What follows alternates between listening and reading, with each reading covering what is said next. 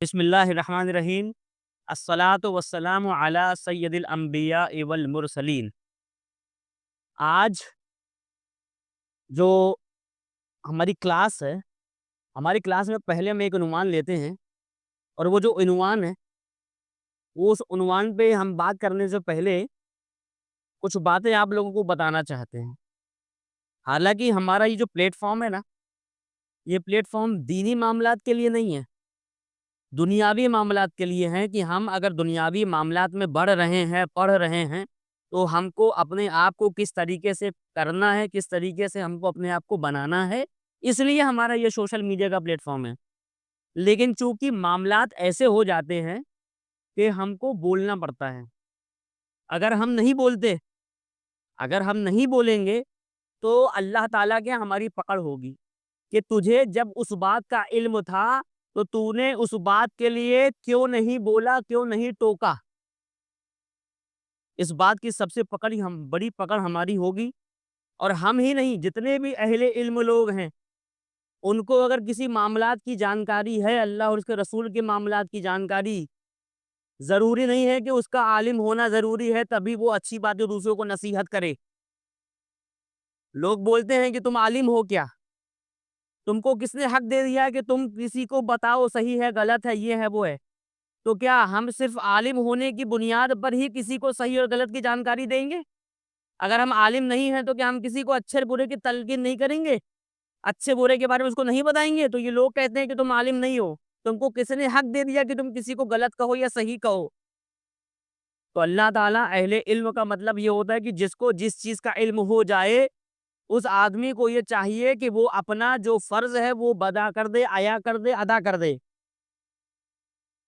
اس لیے یہ ساری چیزیں ہمارے اور آپ کے منہ سے نکلتی ہیں، کیونکہ اللہ تبارک و تعالیٰ نے ہم کو اور آپ کو علماء کے بیچ میں بیٹھنے کا شرف حاصل دیا ہے۔ ہم کو وہ موقع ملا ہے کہ ہم علماء کے بیچ میں بیٹھتے ہیں، اٹھتے ہیں، اور بیٹھنے اٹھنے سے اللہ کے رسول کی ایک حدیث شریف ہے جس کا مفہوم یہ نکلتا ہے کہ اللہ کے نبی سید عالم صلی اللہ تعالی علیہ وسلم ارشاد فرماتے ہیں کہ تم لوگ اچھی صحبت اختیار کرو۔ جب اچھی صحبت اختیار کرو گے، جو جس طریقے سے خوشبو بیچنے والے کے پاس جب کوئی آ کر کے اٹھ کے بیٹھ جاتا ہے، اور خوشبو بھلے ہی وہ نہ لگائے نہ خریدے، لیکن وہ اس کے پاس بیٹھنے کی وجہ سے، اس کی صحبت کی وجہ سے اس کے پاس خوشبو کے جو اثرات ہیں اس کے کپڑوں میں، اس کے جسم میں پیدا ہو جاتے ہیں۔ اور اللہ کے نبی سید عالم صلی اللہ تعالی علیہ وسلم ارشاد فرماتے ہیں کہ بروں کی سنگت سے بچو۔ جس طریقے سے کوئی آدمی برا کام کرتا ہے تو اس کی سنگت میں اگر بیٹھو گے تو تمہارے اندر 2 دن، 4 دن، 6 دن، 8 مہینہ، 10 مہینہ کے بعد بھی وہی اثرات پیدا ہوں گے، اور تمہارے اندر بھی وہی غلط کام کرنے کی ایک اندر سے آواز آئے گی کہ یار غلط کام کر تو لے، کیا غلط ہے، جیسے ہی وہ کر رہا ہے ویسے تو بھی کر لے۔ تو اس کے تعلق سے ہمارے آقا کریم حضور پاک صلی اللہ تعالی علیہ وسلم ارشاد فرماتے ہیں کہ جس طریقے سے ایک جو لوہا کو پگھلانے والا انسان جو ہوتا ہے، لوہا کو جو پگھلاتا ہے اور اس کے بعد دوسرا روپ دیتا ہے، وہ بھٹی میں جو ہے لوہے کو پگھلاتا ہے، گرم کرتا ہے۔ تو بھٹی پہ جب کوئی آدمی وہاں پہ لوہار کے پاس جا کر کے بیٹھے گا تو وہاں سے جو آگ نکل رہی ہے، جو وہاں سے دھواں اٹھ رہا ہے، اس دھواں میں کالا پن جو ہوتا ہے وہ آ کر کے انسان کے کپڑوں پہ بیٹھ جاتا ہے۔ بھلے ہی اس نے وہاں پہ لوہا والا کام نہ کیا ہو، ہاتھ تھوڑا نہ چلایا ہو، لیکن وہاں سے جو دھواں اڑ رہا ہے وہ اس کے کپڑوں میں آ کر کے معلوم ایسا لگ جاتا ہے، معلوم یہ ہوتا ہے کہ یہ آدمی وہی کام کر کے آ رہا ہے جو لوہار کرتا ہے، لیکن ہم نے وہ کام نہیں کیا۔ تو اس طریقے سے ہمارے آقا کریم صلی اللہ تعالی علیہ وسلم ارشاد فرماتے ہیں کہ بروں کی سنگت سے بچو اور اچھوں کی سنگت اختیار کرو، اچھوں کی صحبت اختیار کرو۔ اور جب ہم اچھے کی صحبت اختیار کریں گے، ظاہر سی بات ہے اگر ہم علم کے پاس بیٹھیں گے تو ہمارے اندر بھی علم آئے گا نا۔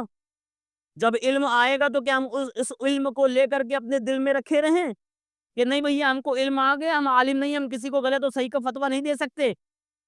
کیا یہی ہمارا کام ہے؟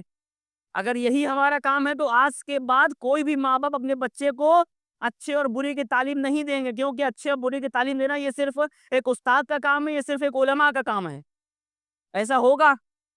ماں باپ اپنی وسعت کے مطابق، اپنی قوت کے مطابق اپنے بچوں کو اچھی بری بات کی صلاح دیتے ہیں، مشورہ دیتے ہیں کہ نہیں دیتے ہیں، سمجھائش دیتے ہیں نا؟ تو اسی طریقے سے وہ جتنا علم رکھتے ہیں وہ اپنے علم کی بنیاد پہ اپنے بچے کو تعلیم دیتے ہیں اور اپنے بچوں کو ہدایت دیتے ہیں. اسی طریقے سے ہمارا اور آپ کا بھی یہ فرض بنتا ہے کہ ہم لوگ بھی اپنے علم کے مطابق، جو ہمارا علم جتنا ہے، اگر ہم کو کسی بات کا کفر، کسی بات پہ ہم کو شرعی مسئلہ ہو جائے کہ یہ ایمان اور کفر کا مسئلہ ہے، تو اس پہ ہم کو نہیں، ایک عام مومن کو بھی چپ رہنے کا ادھیکار نہیں ہے.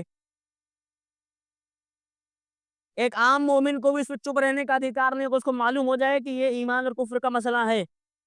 آج کی تاریخ میں دیکھا یہ جاتا ہے کہ لوگ جو پیر بنے بیٹھے ہیں وہ صرف اپنا پیر خانہ بچا رہے ہیں. ان کو اللہ کے نبی کی شریعت سے کوئی بھی مطلب نہیں ہے، کوئی سروکار نہیں ہے. آج کی تاریخ میں بتائیے، کوئی پیر بناتا ہے، پیر بنانے کا مقصد کیا ہے؟ پیر بنانے کا مقصد یہ ہے کہ ہم اللہ اور اس کے رسول کے قریب ہو جائیں پیر صاحب کے ذریعے سے. یہی ہے نا؟ جب ہم کسی آدمی سے، کسی علماء سے، کسی پیر صاحب سے جب ہم بیعت ہوتے ہیں تو وہ ہم کو دین کی باتیں بتاتے ہیں، صحیح اور غلط کی تعلیم دیتے ہیں، ایمان اور کفر کے معاملات میں ہم کو فرق پیدا کرنے کی صلاحیت دیتے ہیں ہمارے اندر. لیکن اگر کوئی ایسا پیر ہے جس کے اندر خود ایمان اور کفر کی صلاحیت کے بارے میں اس کو فرق کرنے کا معلوم نہیں ہے فن، تو وہ ہماری کیا اصلاح کرے گا؟ تو ایسا پیر پیر نہیں ہے، بلکہ یہ پیر خانہ ہے، پیر خانہ نہیں ہے. اور ایسے پیر سے اپنے آپ کو دور کر لیا جائے، یہ ایمان کا حصہ ہے. کیونکہ اگر ہم اس پیر کے ساتھ میں رہیں گے تو ہمارا ایمان برباد ہو جائے گا. بہتر یہ ہے کہ ہم اس پیر کو چھوڑ دیں. آج کی تاریخ میں اللہ ماشاء اللہ، میں سب کی بات نہیں کرتا ہوں، لیکن آج کی تاریخ میں ایسے آپ کو ادھکتر لوگ ملیں گے جو صرف اپنا پیر خانہ بچا رہے ہیں، اپنی پیری مریدی بچا. ان کو شریعت کے معاملے میں کوئی دخل اندازی دینے کا ان کو جیسے ہی نہیں، ان کا فن ہی نہیں. ان کو لگتا ہے کہ نہیں، یہ ہمارا کام نہیں ہے. ابے تو جب آپ کا کام نہیں ہے تو آپ کس حیثیت سے پیر بن گئے؟